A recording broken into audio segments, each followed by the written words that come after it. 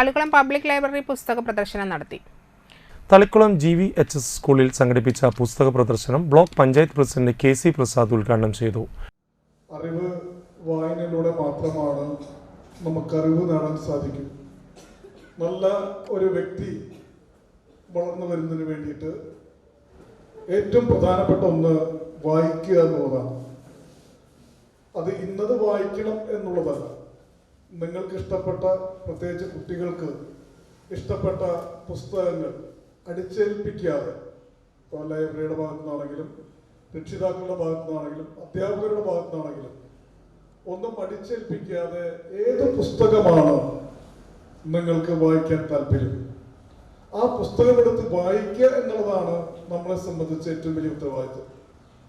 അങ്ങനെ മാറി മാറി വരുന്ന പുസ്തകങ്ങൾ ഓരോ വ്യക്തികളെക്കുറിച്ച്, നാടിനെക്കുറിച്ച്, സമൂഹത്തെക്കുറിച്ച് ഒക്കെ അറിവുകൾ നമുക്ക് ആവശ്യമാണ്. Chavakkad taluk library council secretary Vishwambharan മുഖ്യ അതിഥിയായിരുന്നു. സെക്രട്ടറി ഗഫൂർ തളിക്കുളം, പ്രധാനാധ്യാപിക A.